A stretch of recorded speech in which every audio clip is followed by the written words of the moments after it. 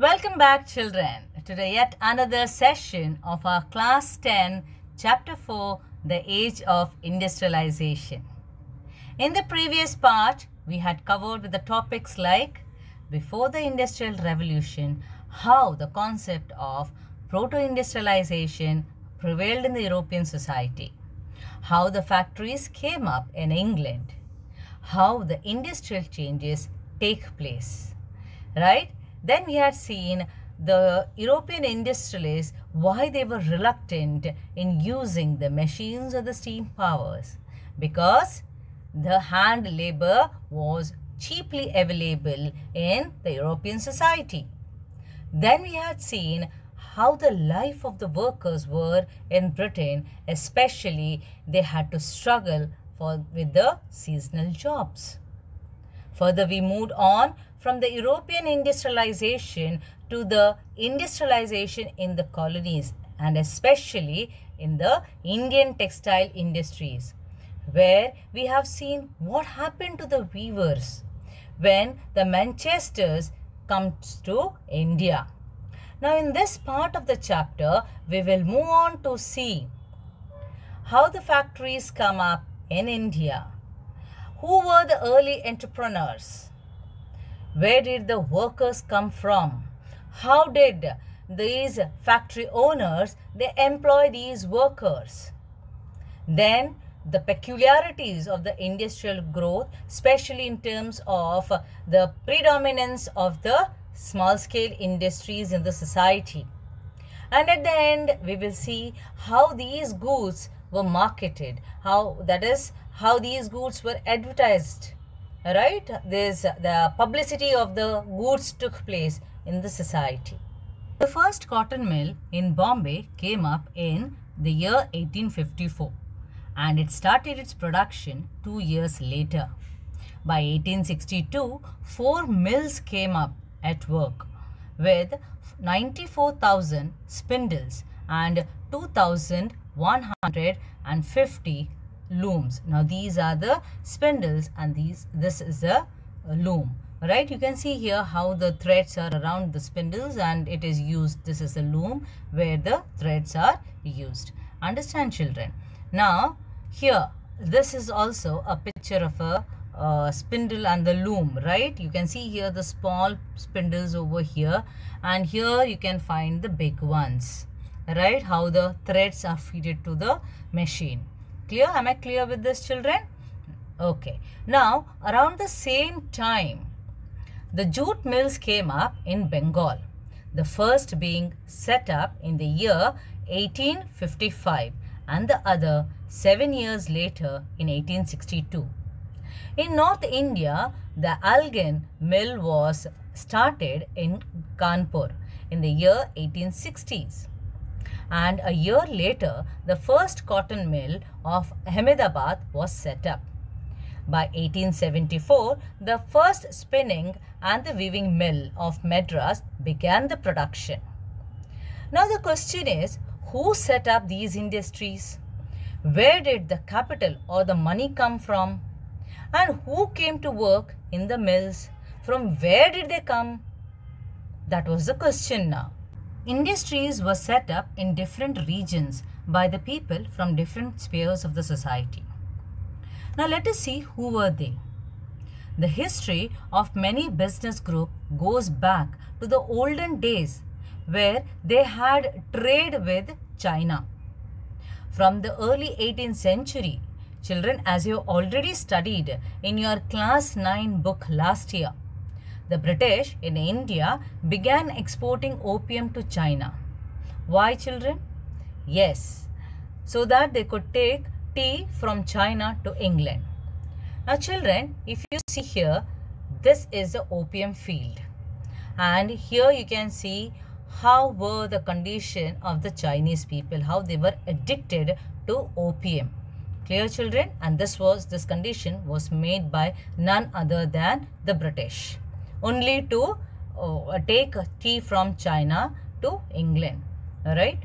Because otherwise you might have studied last year, right? Because otherwise what was happening to get tea, they had to give the silver and all those things to China, and they did not want to drain out their own treasures, right? So what did they do? They started exporting opium from India to China, and then in return what did they do? The tea was taken from China to England, right children? Yeah. Now many Indians became a part of this trade. How? By providing finance, procuring supplies, and also shipping the consignments. Now, having earned through trade, some of these businessmen had vision of developing industrial enterprises in India. In Bengal, Dwarkanath Tagore, the grandfather of Rabindranath Tagore, made his fortune in the China trade before he turned to industrial investment by setting up 6 joint stock companies in the 1830s and in 1840s. Unfortunately, Tagore's enterprises sank along with the enterprises of the others in the 1840s business crisis. But later in the 19th century, the China traders became successful industrialists. Here children, both the images are of Dwarkanath Tagore. Now in Bombay, the Parsis like Dinshaw Petit and Jamshedji Narsarwanji Tata. Now here the first image is of Dinshaw Petit and the second image is of Jamshedji Narsarwanji Tata. Now they had built industrial empires in India by accumulating their initial wealth, partly from the export to China and then partly from the raw cotton shipments to England. Similarly, Seth Hukum Chand, a Marwari businessman who had set up the first jute mill in Calcutta in the year 1917, also had traded with China. Not only him children, but also the father and the grandfather of the famous industrialist J.D. Birla traded too. Children, I hope you remember the industrialist J.D. Birla, about whom we had read in our chapter Nationalism in India. Capital was accumulated through other trade networks. Some merchants from Madras traded with Burma, whereas others had links with the Middle East and the East Africa. There were other commercial groups too, but they were not directly involved in the external trade. They operated within India by carrying goods from one place to another, banking money, transferring the funds between the cities, and financing the trade. But when the opportunities of the investment and in industries opened up, many of them started setting up their own factories. Now, as colonial control over Indian trade tightened, the space within which the Indian merchants could function became increasingly limited. They were barred or not allowed trading with Europe in manufactured goods and had to export mostly the raw materials and the food grains like the raw cotton, opium, wheat and indigo, which were required only by the British. They also gradually moved out of the shipping industries. In fact, children, till the First World War, the European managing agencies controlled a large sector of the Indian industries. 3 of the biggest ones were the Bird, Hegglers and Company, Andrew Ewell and Jardine Skinner and Company. Now these agencies, they arranged the funds, set up the joint stock companies and also managed them. In most of the cases, children, the Indian financiers provided the fund, while the European agencies made all the investment and the business decisions. The European merchant industrialists had their own chambers of commerce, which the Indian businessmen were not allowed to join. Next, children, we have to see When and from where did the workers come? Children, with the expansion of factories, the need and the demand for workers in the factories increased tremendously. In the year 1901, there were 5,84,000 workers in Indian factories. But by 1946, the number was over 24,36,000. Now the question is, where did these workers come from? In most of the industrial regions like Bombay, Ahmedabad, Calcutta and Kanpur, the workers came from the districts around. Peasants and the artisans who were jobless in the villages went to the industrial centers in search of job.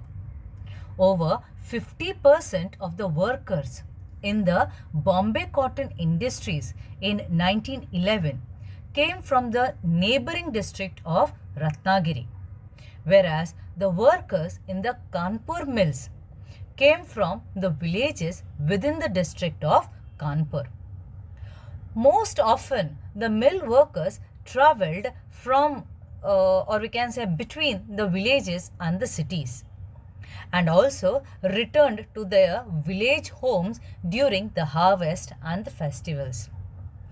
Children, if you have noticed, even today, the mill workers belonging to the northern India, that is belonging to Uttar Pradesh and Bihar, even today during their harvest and the festival seasons, they visit to their village homes. Now, over the time, as the news of the employment started spreading, the workers started traveling to a greater distance in a hope of work in the mills. Like from the United Provinces, they went to work in the textile mills of Bombay and in the jute mills in Calcutta. As the mills multiplied and the demand for the workers increased, getting the job was always a difficult task. The number of employees seeking work were always more than the jobs available. Not only that, children, entry into the mills were also restricted. Industrialists usually employed a jobber who got new recruits. The jobber was always or very often an old and trusted worker. His job was to get people from his village, ensure them the jobs, help them to settle in the city, and also to provide them the money in times of their crisis. Therefore, the jobber became a person with some authority and power. Now he began demanding money and gifts for his favor, and also started controlling the lives of the workers. Now here you can see women working in the spinning department. In those days, women normally worked in the spinning department. And children, in those days, the working hours were also around 10 hours. They had to work, the shifts were for 10 hours. Right? Like for example, one shift was from like 5 p.m. to 3 a.m. and so on. It changed accordingly. What were the peculiarities of the industrial growth in India? The European managing agencies, which dominated the industrial productions in India, were more interested in a particular kind of products. Like they established tea and coffee plantations, acquired the land at cheaper rates from the colonial governments, and also invested in mining, indigo and jute industries. Most of these products were required mainly for export trade and not for the sale in India. When the Indian businessmen like Dwarkanath Tagore, Sheth Hukum Chand, etc., they began setting up the industries in the late 19th century. They avoided competing with the Manchester goods. As yarn was not imported into India, The early cotton mills in India produced coarse cotton thread rather than the fabric. Only the superior quality yarn was imported. Now, either the Indian yarn was used by the handloom weavers in India or they were exported to China. By the first decade of the 20th century, that is by 1910, a series of changes affected the pattern of industrialization. As the Swadeshi movement gathered momentum, the nationalists urged the people to boycott the foreign goods, especially the foreign cloth. Children, I hope you remember what we had studied in our chapter Nationalism in India. Now the industrialist group, they organized themselves to protect their collective interest by pressurizing the government to increase the tariff protection and also to grant other concessions. From 1906, moreover, the export of the Indian thread to China declined as the goods from the Chinese and the Japanese mills flooded the Chinese market.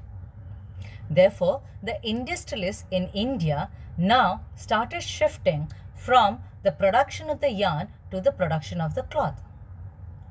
The cotton piece goods productions in India doubled between 1900 and 1912. Still, till the First World War, the industrial growth was slow. The war created dramatically a new situation.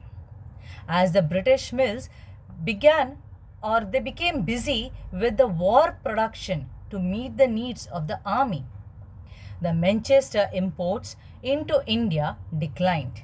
Now the Indian mills suddenly had a vast home market to supply.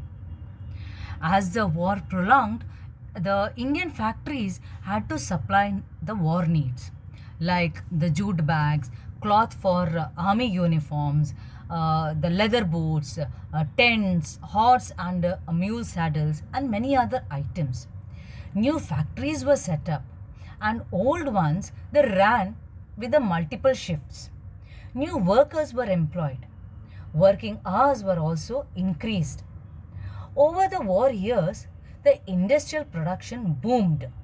But after the war, Manchester lost its position in the Indian market.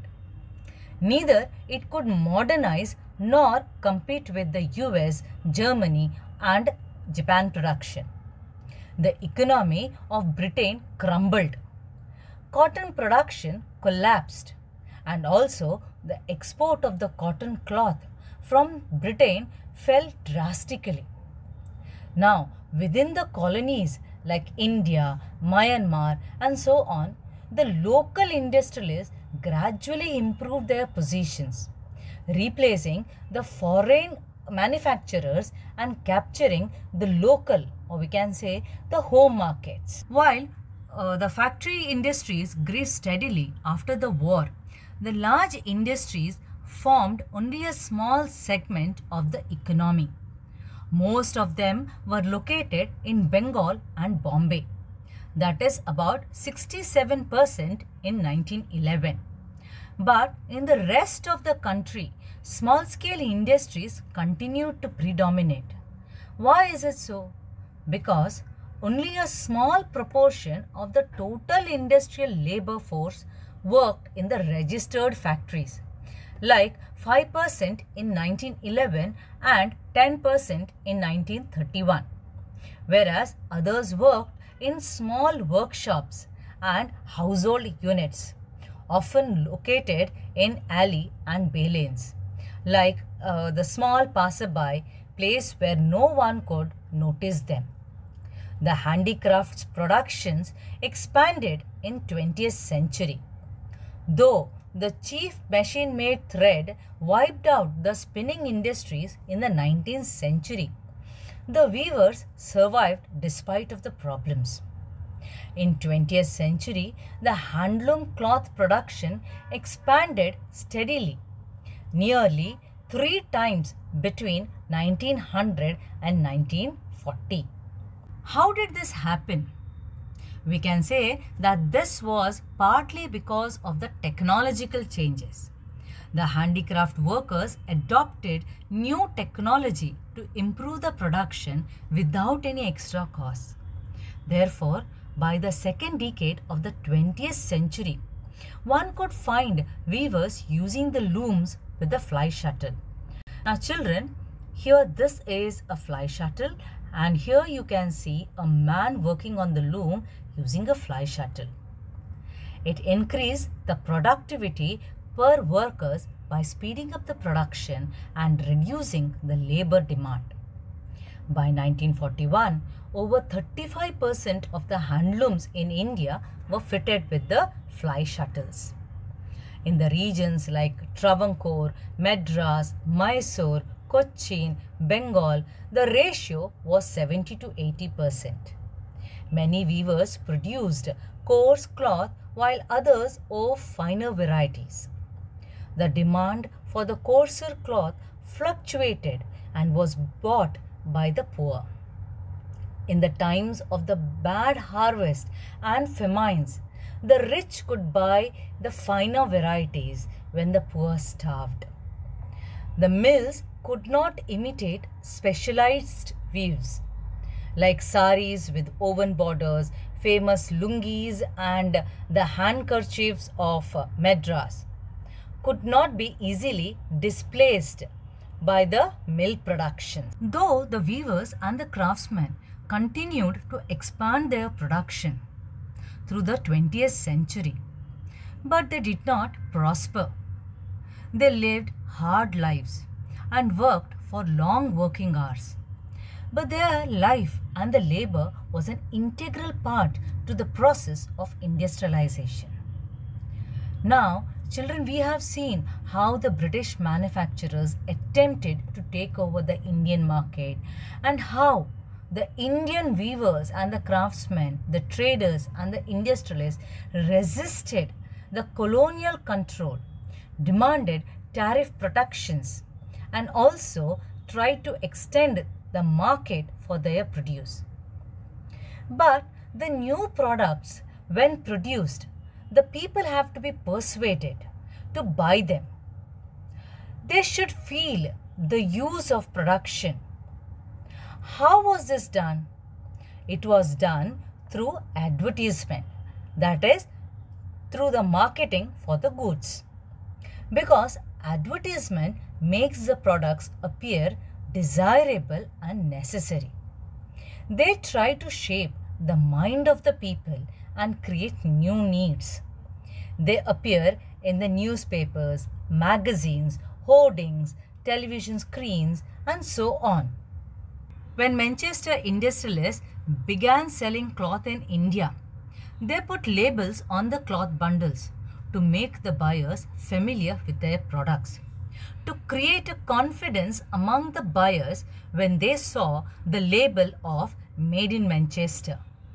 By the late 19th century, the manufacturers printed calendars to popularize their products. They were carrying images of gods, figure of important persons, then emperors and nawabs. It gave the message that if you respect these figures, then its quality could not be questioned. The Indian manufacturers, when they advertised their products, they used to give a national message. That is, if you care for the nation, then buy the Indian products. It gave a message of Swadeshi. So children, the age of industrialization has clearly meant major technological changes, growth of factories, and also making of new industrial labor force. As children, you have seen the hand technology and the small scale production always remained an important part of the industrial landscape. There's a small activity which you have to do it on your assignment paper or on a Foolscape paper, right? That is, you have to select one industry in your region and find out the history of that industry. Then, like, you have to find out how has the technology changed, where do the workers come from in that industry, how are the products advertised and marketed, right? Then you can write some reviews of the workers about the industrial history also, right children? Now along with that, you have to go through the chapter well, you have to understand the concepts that we have covered in the chapter, right? And till we meet the next class, have a good day.